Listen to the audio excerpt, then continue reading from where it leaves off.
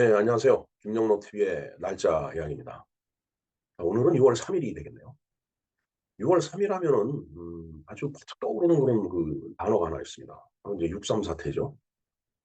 어, 이 60년대 이제 대학을 다녔던 분들한테는 아주 그 이제 뇌리에 깊이 각인된, 그리고 70년대 대학을 다녔던 저희들한테까지도 이렇게 그 4.19와 함께 이렇게 쭉 뭔가 알게 모르게 이제 그 어떤 그 의식화의 어떤 그 한 줄기로 그렇게 이제 전해져 내려오는 그런 사건이었습니다. 바로 그 이제 그 한일 협상을 이제 반대를 이제 했던 그 이제 데모죠. 대규모 시위 사태였었습니다. 사실은 뭐 이따가 살펴보겠지만은 상당히 오랜 기간 동안에 인제 에 우리나라를 식민 지배를 했던 일본과 국교를 정상화하려고 노력을 해 왔었어요, 그 이전에도. 뭐 제1 공화국 때부터. 그런데 인제 이 민족 감정이라는 게 있기 때문에 또 서로 인제 요구하는 사항이 있기 때문에 쉽게 그렇게 그 타결이 되지를 않았었죠. 근데 그러면서 4.19가 있었고 5.16이 있었고 이러다 보니까 어떤 정치적인 그런 어떤 격동기, 격변기 이런 걸로 인해서 인제 자꾸 지체가 되다 보니까 그 협상 자체가 인제 늦어졌던 겁니다. 이제 그러다 보니까 이게 1900그 인제 61 년에 박정희 인제 그때 당시에 그 박정희 소장이 인제 5.16 군사혁명을 인제 일으키고서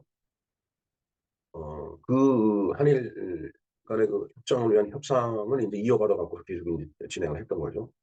네, 그러면서 이제 대일 청구권이라는 이제 그런 이슈를 놓고 인제 경제개발 산업화하면 뭐 여러 가지 그 수요에 의한 자금을 인제 확보하기 위한 그 하나의 방편으로 이제 이용이 됐다고 볼 수 있습니다.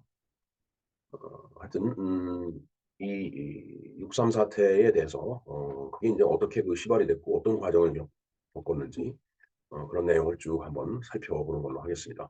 이게 사실은 64 년에 바로 6월 3일 날 계엄령이 선포가 됐었어요. 저는 그때 국민학교 3 학년이었었습니다. 그렇기 때문에 계엄령이 뭔지도 모르고 아무것도 뭔지는 몰랐어요. 그리고 이런 사건이 있는지조차도 몰랐었습니다. 근데 제가 기억이 나는 거는 신문을 보고서 어른들이 '와, 군인들이 총을 들고 들어가는구나.'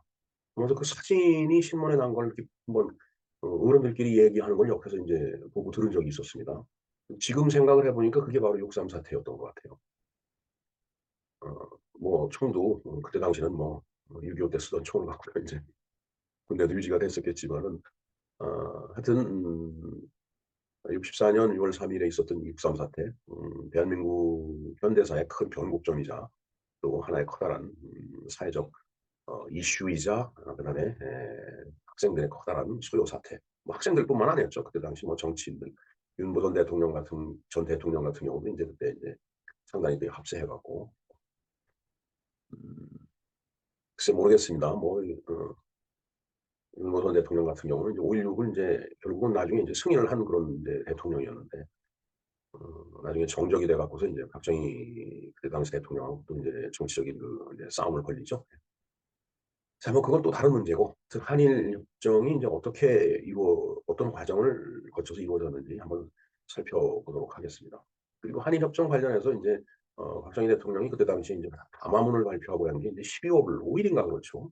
그래서 작년 12월 5일 날 그에 대한 말씀을 일부 인제 드렸습니다. 예. 그래서 인제 그거하고 같이 이렇게 연동해서 한번 영상을 보시면 더욱 도움이 되지 않을까 그런 생각을 합니다. 그다음에 오늘은 또 세계 자전거의 날이네요. 물론 우리나라는 인제 별도의 자전거의 날이 있습니다. 지난 4월 22 일이었죠. 그래서 그때 당시에 인도를 자전거로 여행 중인 저 아로테시 동기 이 그의 그 소식을 그때 잠깐 전한 바도 있습니다. 뭐 그 영상을 제가 참고로 띄워 놓겠습니다마는 뭐 오늘의 주된 이슈는 역시 6.3 사태겠죠. 네. 6.3 사태가 어떤 과정을 거쳤고 어떤 의미를 갖는지 한번 우리가 살펴보도록 하겠습니다.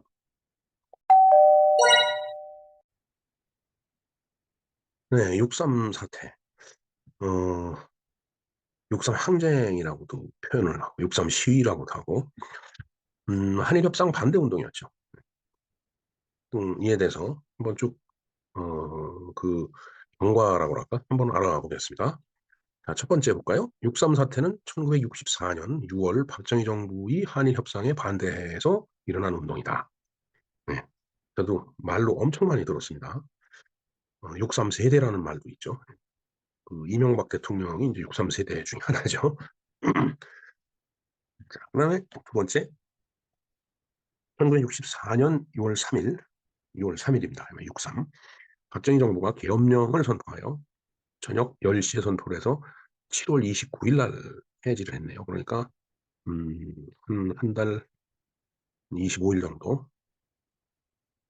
당시 절정에 이른 한일 국교 정상화 반대 회담 반대 시위를 무력화시킨 사건이다. 어 무력화시킨 사건. 예 그렇게도 볼 수 있겠지만은 하여튼 한일 국교 정상화 회담에 엄청 반대한 시위였죠 이게. 세 번째 보겠습니다. 정부가 한일 교섭을 조속 타결하려는 움직임이 1964년 벽도부터 표면화가 됐다. 2월 달에 인제 정부 여당은 인제 3월 중에 대일 교섭의 기본 방침을 밀고 나가겠다라고 인제 결정을 해서 발표를 합니다. 그래서 인제 정부가 일본과의 협상을 인제 서둘러야 되겠죠. 그렇게 서두르니까 제야 세력은 총궐기를 하는 거죠, 반대를 위해서.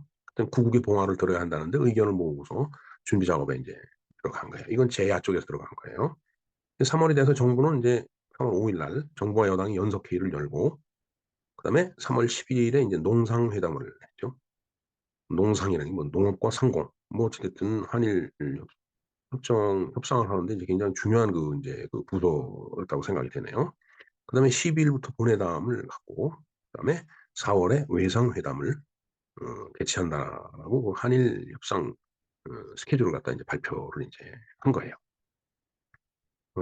협상 스케줄을 발표한 거예요, 정부에서. 아주 인제 회담 추진이 굉장히 구체화돼 갖고 이제 진행이 되고 있는 겁니다. 예 그래서 6일날 그 3월 6 일이죠. 3월 6 일. 3월 6일 날 음 민정당, 민주당, 자민당, 국민의당 등 모든 야당과 사회 종교 문화단체 대표 등 저명 인사 200여 명이 주축이 돼서 대일 굴욕 외교 반대 범국민 투쟁위원회를 갖다 결성을 인제 했습니다. 요새 윤석열 대통령이 일본을 갔다 오고 미국을 갔다 오고 가서 인제 여러 가지 외교적인 성과를 인제 거두고 왔죠. 물론 외교적인 성과라는 거에 거기에 취해서 거기에 만족하면 안 된다라고 봅니다. 그렇다라고 해서 지금 야당을 중심으로 해 갖고 대일 굴욕 외교 이렇게 얘기하는 것도 저는 받아들일 수가 없어요. 음 그때나 지금이나 똑같은 모습이네요. 대일 굴욕 외교 반대. 참 정말 역사가 돌고 도는 거라더니 정말 그런 것 같습니다. 그다음에 이제 9 일이 됐어요. 서울 종로 예식장에서 각계 정치인 재야 인사 등이 모여 구국 선언을 채택하고 반대 투쟁에 전력으로 총궐기할 것을 갖다 다짐을 했다. 투쟁의원회 의장의 책임을 인제 맡은 윤보선 그 그러니까 윤보선은 이공화국 대통령이었죠. 그 4.19 학생 의거로 인제 이승만 정권이 인제 막을 내리고 그다음에 인제 윤보선 이 대통령을 하면서 인제 장면 씨가 인제 내각을 담당했었죠. 결국은 1 년도 안 돼 갖고 인제 5.16에 의해서 또 인제 막을 내린 겁니다.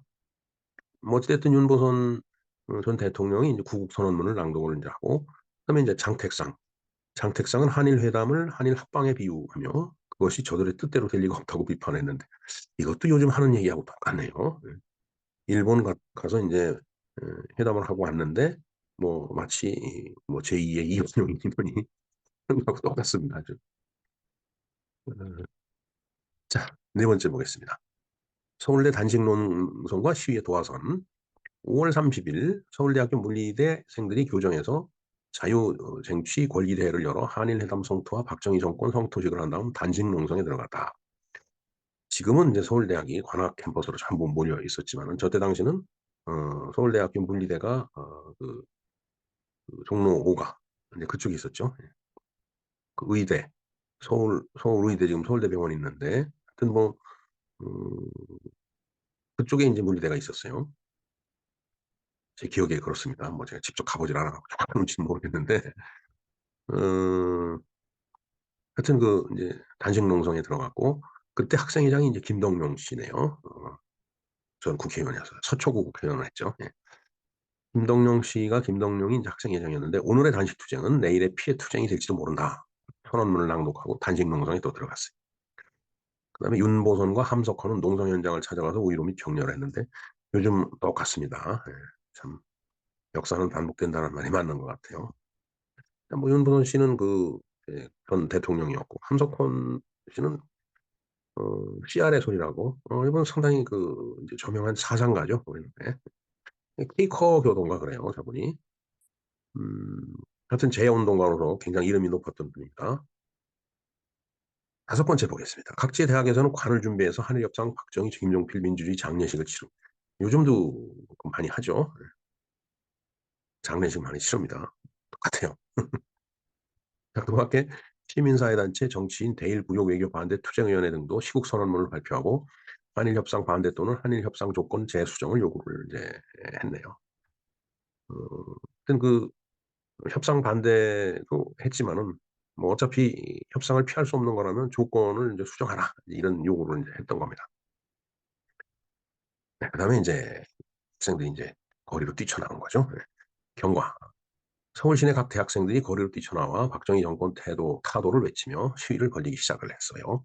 6월 2일 날 서울의 각 대학생들이 이에 호응해서 곳곳에서 인제 시위 항쟁이 벌어졌네요. 그다음에 인제 6월 초에 김종필 공화당 의장이 한일 국교 정상화 회담을 위해서 일본으로 인제 건너갔죠. 그다음에 인제 3일 어 정오를 위해서 거리로 쏟아져 나온 서울 시내 12,000명 학생들. 근데 인제 서울시 도처에서 경찰과 사 충돌해서 인제 뭐 유혈극을 벌이면서 인제 도심으로 진출을 했는데 윤보선 씨는 이때 마치 4.19 학생의거 당시를 보는 것 같았다라고 인제 묘사를 인제 했네요. 뭐 데모를 하니까 뭐 그렇게 보여지겠죠. 그다음에 대학생 7-8천 명이 중앙청 앞으로 몰려들면서 세종로 일대는 무질서와 혼란에 빠졌다.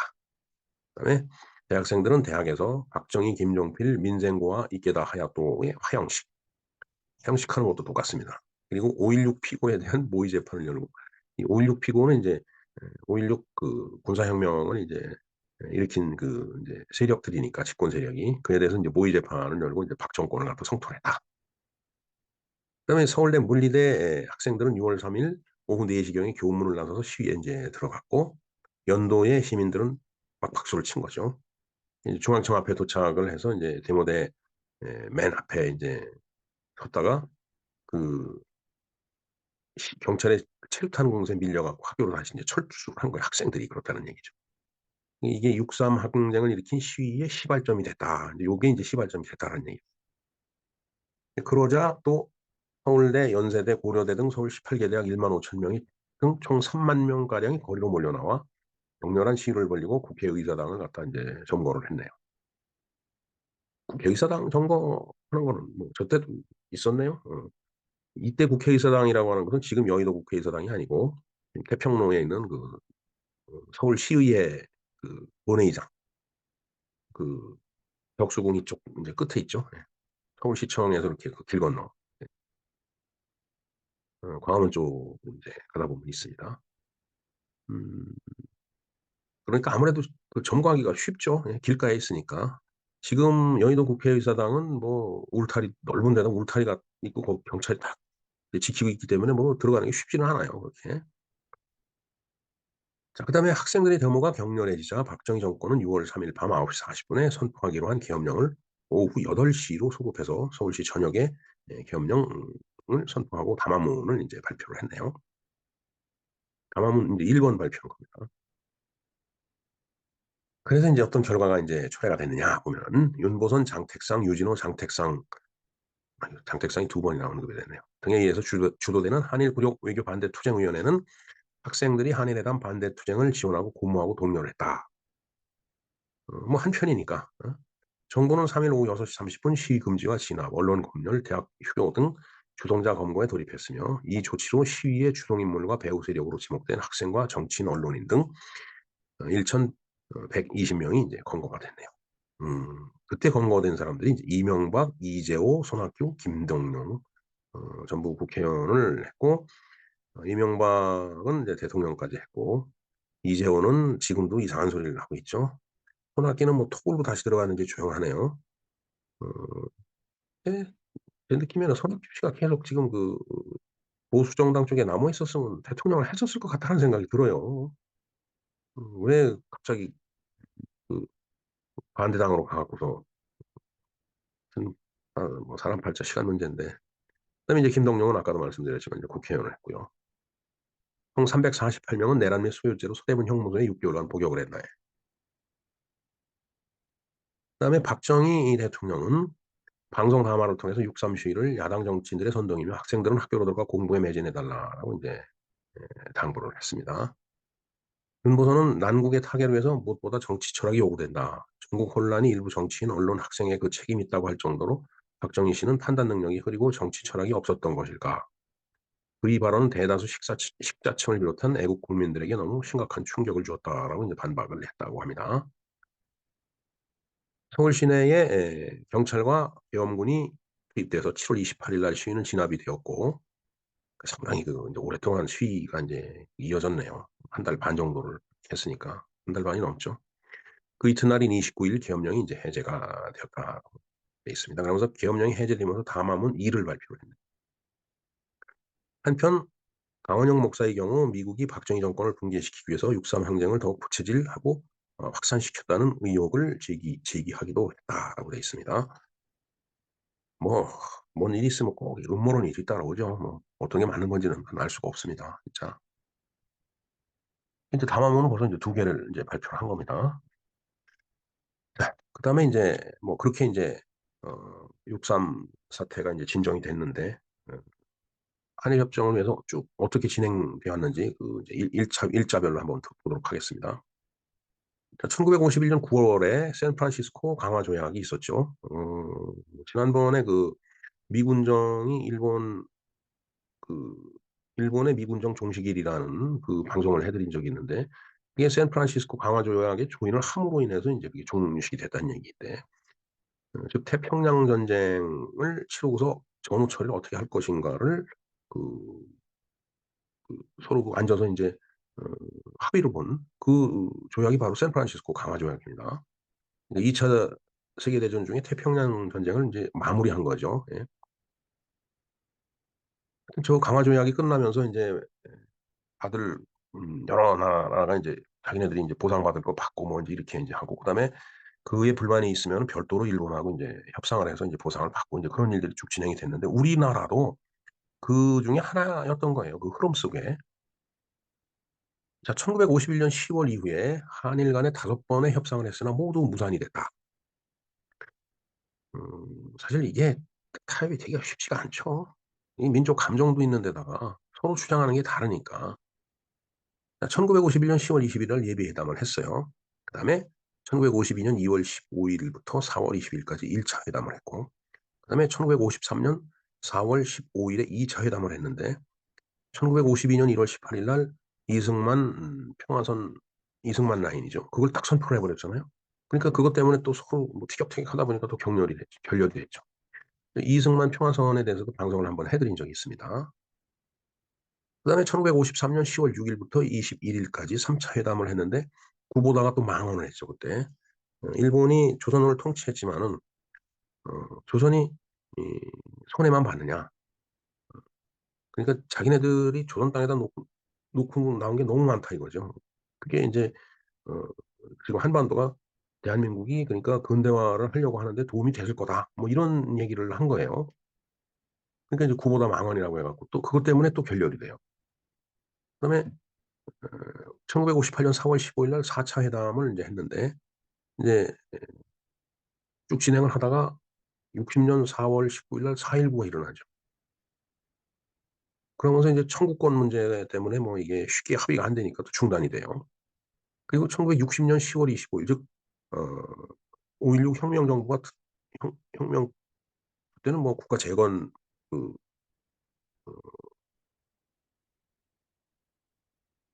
재건 갑자기 이름이 생각이 안 나네요.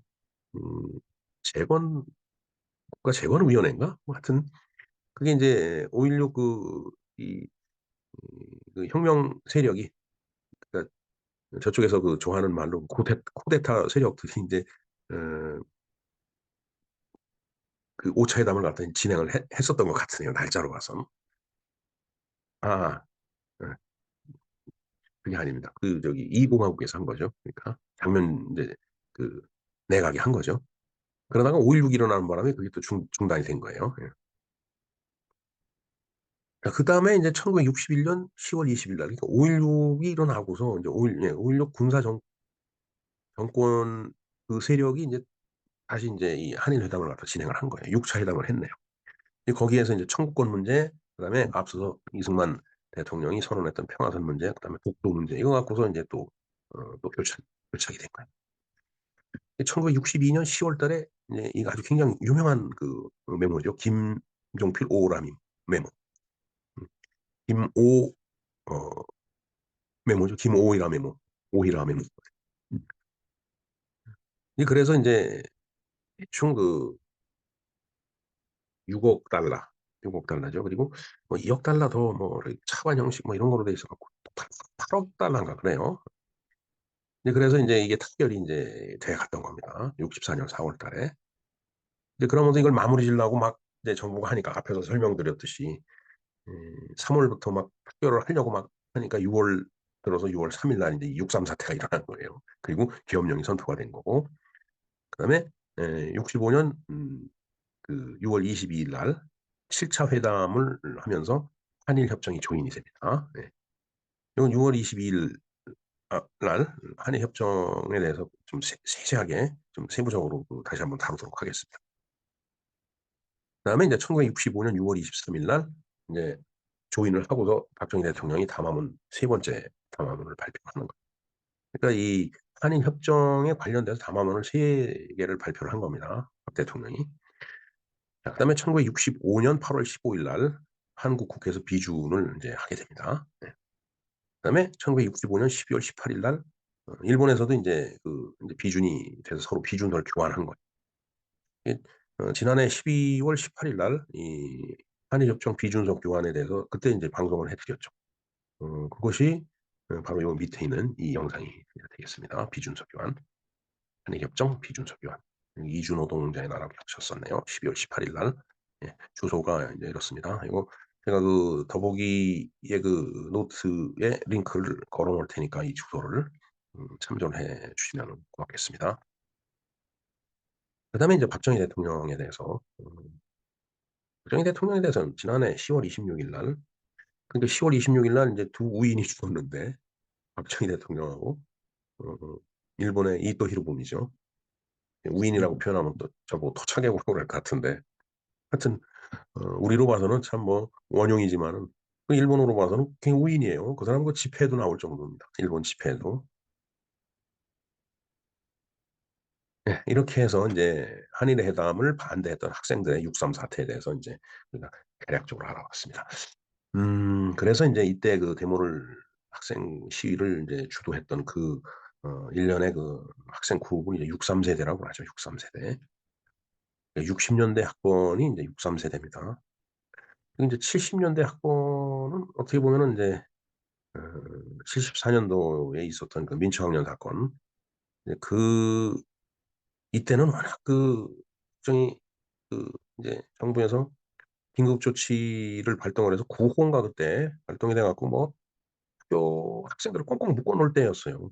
그래서 음 그냥 발이 묶여 있었던 상태고, 그다음에 인제 박정희 대통령이 인제 10월 26일 날, 79년 10월 26일 날 인제 김재규에 의해서 암살이 된 다음에 아 소위 전두환, 신군부라고 얘기하는 이제 전두환 그 정권이 인제 그 이후에 들어서면서 어 이제 80 년대 이 학생들이 인제 상당히 이런 뭔가 대정부 투쟁이라고 할까?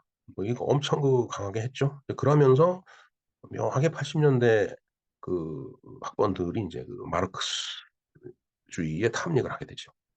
그래서 지금의 386 주사파 정권이라고 지난 이제 문재인 정권을 얘기를 하는데, 그 세력들이 인제 형성이 된 거예요. 그러면서 제 판단으로 봤을 때는 노무현 대통령 때 어 소위 정치 세력이 인제 이렇게 세대별로 이렇게 물오듯이 내려가는 게 아니고 나이 파괴라고 해서 60 년대 그 어 뭔가 이런 투쟁을 했던 이런 사람들 세대로부터 갑자기 80년대 70년대를 건너뛰고 80년대로 넘어가 버렸죠. 어 마크시즘에 탐닉한 것도 참 그렇지만은 나이 파괴라고 해서 70년대 그 어 사람들을 건너뛰 80년대로 넘어가 버린 것도 큰 그 잘못이라고 저는 생각을 합니다. 뭐 사람에 따라 견해는 다르겠지만은 뭔가 이렇게 물 흐르듯이 가지를 못하고 갑자기 폭포를 만나는 양 뚝 떨어지고서 인제 또 그 밑에 가서 소용돌이 치고 흘러가는 그런 그 어떤 물의 흐름 같은 것을 정치판에서도 보여주지 않았나. 네 뭐 이건 뭐 누가 논문을 써서 이렇게 정립된 이론이 아니고 그냥 제 그 개인적인 판단이 그렇다는 얘기예요. 다들 관심 있으시면 한번 제 말씀에 대해서 제가 드리는 말에 대해서 한번 생각을 해 보시면은 좋을 것 같습니다. 네 이렇게 6.3 사태에 대해서 말씀을 드렸고 자 오늘이 그 세계 자전거의 날이 되겠습니다. 세계 자전거의 날입니다. 자 6월 3 일은 유엔이 지정한 세계 자전거의 날로 한국 자전거 단체 협의회를 비롯한 자전거 단체 동호인들이 모여서 각종 자전거 캠페인을 벌이고 전국 각지에 건설되어 있는 자전거 도로를 달리는 그런 날입니다. 그런데 우리나라에서 정한 자전거의 날은 4월 22 일입니다. 그러니까 세계 자전거의 날도 있지만은 우리나라 별도의 자전거의 날이 있다라는 얘기죠. 4월 22 일. 그래서 지난 4월 22일 날 방송해 드린 그 영상이 바로 인제 이 영상이 되겠습니다. 이 영상도 제가 링크를 걸어 놓을 테니까 한번 참조를 해 주시기 바랍니다. 4월 22 일입니다. 네 이상 6.3 사태 그리고 세계 자전거의 날에 대해서 공부를 인제 해 봤습니다. 음 이게 정말 여기 보면은 인제 담화문이 1 차, 2 차, 3 차라고 이렇게 나와 있는데 한번 개략적으로 한번 볼까요? 네. 그 한일협정 관련 박정희 대통령의 담화문 인제 이렇게 돼 있네요. 비상계엄 선포 전에 쭉 이런 그 이야기를 박정희 대통령이 학생들한테 했어요. 이거 너무 길어서 일일이 다 읽지는 못할 거고요. 그다음에 인제 비상계엄이 인제 해제가 되면서 또다시 국민 친애하는 국민 여러분 해 갖고 어 박정희 대통령이 담화문을 인제 두 번째 한일 협정 관련해 두 번째 담화문을 발표합니다. "언제까지 밉다고 싸울 거냐." 뭐 인제 이런 그 얘기들이 인제 포함돼 있죠. 그다음에 인제 아까 12월 18일 날 어 한일 협정 그 조인을 인제 하고 비준이 인제 끝났다고 인제 그랬잖아요. 음 6월 23 일이 이게 한일 협정 조인이 6월 23일 날 인제 되죠. 서로 사인을 6월 23일 날 22일 날 했다고 그랬죠 아까. 근데 23일 날 인제 이런 발표를 인제 한 겁니다. 박정희 대통령 대국민 특별 담화. 네. 23일 날 했습니다. 그리고 나서 인제 또 어 그 비준이 되고서 저기 그 담화 발표를 했나 잘 모르겠네요. 제가 정확하게 지금 기억이 안 나는데 예. 6월 23일 날 이제 담화 조인 후에 담화를 발표를 했고 예. 이 12월 18일 날 비준서를 교환하고는 뭐 담화 발표가 특별히 없었네요. 지금 경과로 봐서는 일지로 봐서는 그렇습니다. 뭐 이렇게 두 오늘 얽혀 있는 두 사건에 대해서 말씀을 드렸는데 그러니까 자전거의 날과 그다음에 6.3 사태죠. 뭐 지금 박정희 대통령의 그 인제 사진이 보이는데 사실 저도 상당히 그 유신 반대 데모 이런 걸 열심히 했었습니다. 소위 그 운동권에 이제 소속이 돼 있어 갖고. 그러다 제 생각을 바꾼 게 80 년대 들어서 80 년대 중반 중후반으로 이렇게 가면서 제가 해외 출장을 이제 다니기 시작을 했는데 이렇게 다니다 보니까 우리나라의 어떤 산업 구조 그다음에 우리나라의 어떤 그 모습이라고 그럴까 이게 선진국하고 다를 게 하나도 없더라고요. 뭐 지금 그게 완전히 증명이 돼 있는데 정말 어 비록 GDP는 낮았지만 그때 당시에 외국하고 비교를 해서 우리나라의 어떤 산업이 뒤질 게 없다라는 게 그때 눈에 들어오더라고요. 그리고 뭐 미국 가면은 프리웨이 해 갖고 뭐 촤 진짜 넓게 도로 잘 뚫어 놨죠, 땅덩어리가 넓으니까. 일본을 가 봐도 뭐 고속도로 쫙쫙 깔려 있습니다. 근데 그걸 보고서 우리나라 똑같아요, 우리나라도. 그다음에 뭐 제철 있고 자동차 그때 뭐 자동차 산업 붐이 일었죠. 반도체 들어갔죠. 뭐 결코 선진국에 비교해서 뒤떨어지거나 손색이 없다.